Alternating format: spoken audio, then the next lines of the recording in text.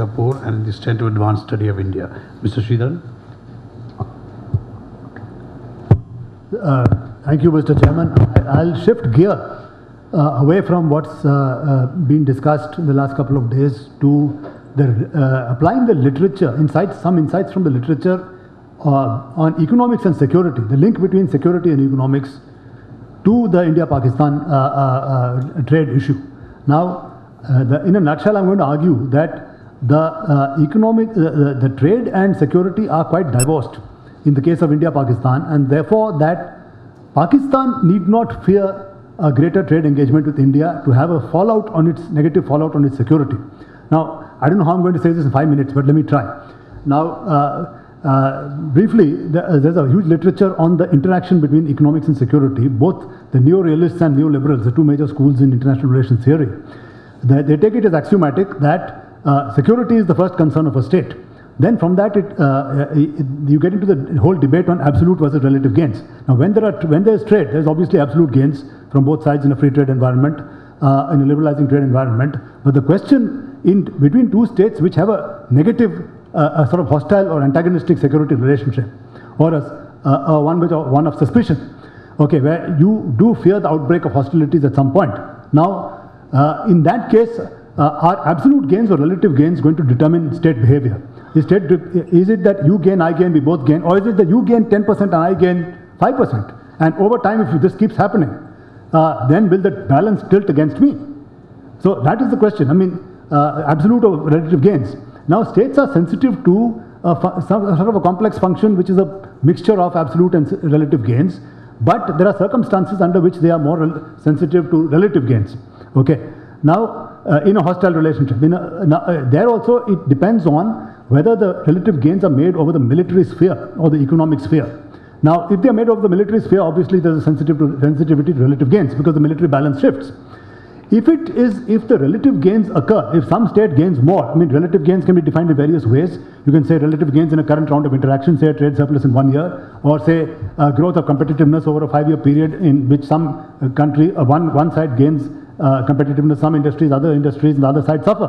Okay, so what do you mean? So relative gains, howsoever defined, if you are experiencing a relative gain, you are sensitive to that in an antagonistic relationship or relationship of suspicion. If the relative gains are fungible, that is, you can transfer one kind of power to another. That is, a relative gain made in the economic sphere can be transferred to a relative gain made in the military sphere. So the military sphere tilts. So if that happens, obviously there is going to be a suspicion about engaging in a trade relationship, economic relationship, which can tilt the relative gains either directly in the military sphere or through the economic sphere in the military sphere. Now, you've had in the whole vast literature, trade and war literature, there have been cases where countries have engaged in growing trade even when the other side is suspected of hostile intentions, like Britain and Germany, which were highly interdependent between 1890 and 1914 till the outbreak of World War I. But there was no restriction, it continued to grow, they continued to become more interdependent. Between Japan and the United States in the 1930s, 31 to 41, when the interdependence continued to grow and the United States did not restrict trade with Japan despite the fact that it saw Japan as a rising competitor in the Pacific. So, under certain circumstances of multipolarity, where those two are only a small part, they don't bulk too large in the overall trade or security profile, then under highly multipolar conditions, states are not very sensitive to relative gains. But what if you have a basically bipolar condition, or at least perceivably in the mindset? Then in that case, you would expect a greater sensitivity to relative gains. And if relative gains are cumulative, like John Matthews argues, that cumulative relative gains is, if you make a relative gain in one round of interaction, will that then tilt the second round of interaction, third round will it skew the balance keeps tilting? That is, a trade surplus in 1 year, does it make you, or say a sort of loss of competitiveness in some industries for one country, one side, say in 3 years or 5 years, does it skew the balance so that you have a greater probability of making a relative gain for the gaining side in subsequent rounds of interaction? So if there's accumulation, there's obviously more sensitivity to relative gain, and especially if it is fungible, if relative gain in the economic sphere translates into the security sphere.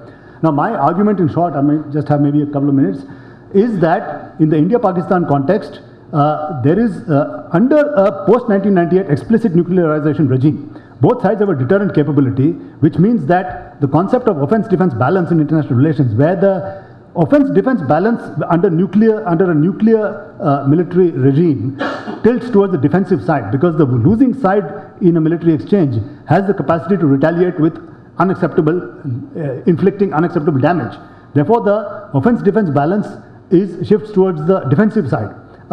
In that case, the defensive power or the less powerful country is more secure than it was before, has less to fear. Okay, so it has less to fear, and it also has much to gain. So if it has less to fear and much to gain, then the certain barriers deriving from relative gains, the logic of relative gains, actually disappear. Secondly, nuclear deterrence gives you only deterrence, it doesn't give you compellence. I mean, there's a continuum between deterrence and compellence. But in the India-Pakistan context, clearly, neither side has the power to compel each other to change its policies, okay? Which India also does not have the capacity to compel Pakistan. It has the capability to deter, but not to compel. And both sides therefore have a deterrent standoff. Therefore, the security balance will not be affected. What I'm saying is relatively divorced from the economic interchange. Therefore, the weaker side does not have to fear a tilt in the security balance, even with greater economic interchange, even if, say, the more competitive side, at present India has a big trade surplus, continues if that trade surplus even worsens, because there's a divorce between the economic and military sphere, and especially because that both sides, apart from enjoying deterrence, their arms industries do not depend. 30 seconds. 30 seconds. 30 seconds. Arms industries are basically, the arms are imported. It's not like the US fearing Japan in the 1980s, their competitiveness in semiconductors and supercomputers. Because in that, they didn't mind losing to the Japanese in steel, but they minded and they took action. Sematech was formed and MCC was formed to boost US, it was a public initiative to boost American competitiveness in supercomputers and semiconductors, because these were feared to have cumulative relative gains, which would then affect the erosion of the US military industrial base. But that doesn't apply. The military industrial base is completely divorced from the kind of trade that India and Pakistan are engaging in. Therefore, my short argument is that, if you look at the literature on the relation between economics and security, the relative gains argument actually doesn't threaten Pakistan in engaging with a greater economic interaction with India in that the security balance will not shift, it will not be affected. Thank you. Thank you, Sridharan. Next, Nisha from ICRI. No one needs introduction to her. Everyone knows her. Nisha. Thank you, Manoj.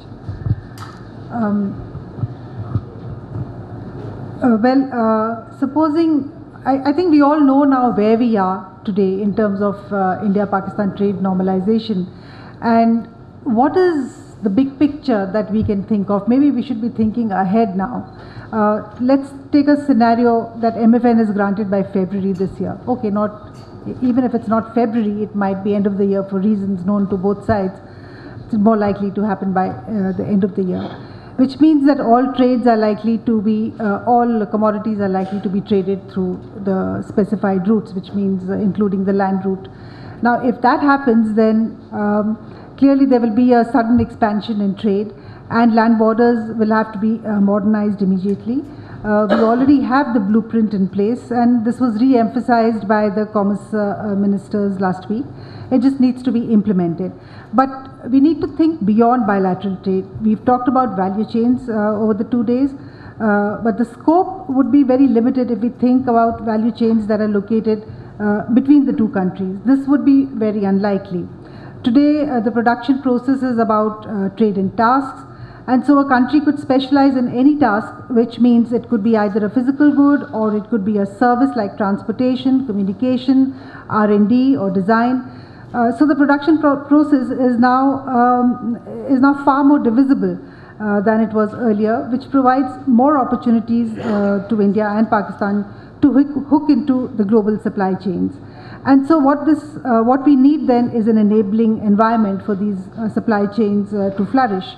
And the canvas needs to be much broader than the trade policies. We need to have a more conducive industrial policy and labor policies in both countries. And I think this has come up in the discussions over the last 2 days. Also, what we would need for the global supply chains to flourish is FDI in both countries, bilateral flows. Also, we can think of transport corridors. What we need to think of is Amritsar and Lahore getting connected to seaports, and so you have through the land route you have the ports connecting to the rest of the world. So you need transport corridors that would link up to global supply chains. I mean, if you see Amritsar and Lahore, they don't look like they could be connecting internationally at all. So the whole orientation needs to be very different, and it's not like this the thinking along these lines is absent. In fact, I've spoken to the Indian side. I haven't had the opportunity to speak to the Pakistani side, that at least the LPAI, which is the Land Port Authority, the customs in Amritsar are looking ahead, and they're thinking of containerization and how all these ports could be linked up globally and not just to each other. So that somewhere that talk is there, but maybe if it's crystallized sooner, that will also push the entire process and give it a momentum. And then, of course, like what you said was connecting to West Asia, that's another corridor, transport corridor, that we could be thinking about.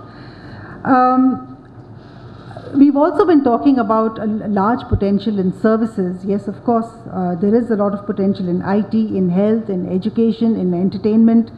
But for this trade to take place in services, I think Mode 2 and Mode 4, which are very important for trade in services, require movement of people, and then which means visas. So we are stuck, and we can't really tap the potential of trade in services. And when it comes to visas, it's always the Indian side that is erring far more than the Pakistani side. And I was having a discussion with Mr. Zafar Mahmood the other day, and he had this outlandish idea, and I thought that it's worth, I asked him if I could steal it, and then I asked him whether I can I shouldn't be breaching the patent. So what he was suggesting was that if Pakistan were to open up completely 500 visas a day to the Indian side, what would the reaction in India be? And I think the Indians would get far more exposed to Pakistan, and a lot of people don't know what Pakistan is about, and this might put pressure on the Indian side to change its mindset on changing the visa regime. It might actually work, so it's worth giving a thought and worth pushing for. With this, thank you. Thank you, Nisha. Yeah. Okay, I'll try and end in about 2-3 points. Now, if Shakespeare had been here today, he might have said, to trade or not to trade, that is the question. But fortunately, since Shakespeare's days, trade theory has actually moved on.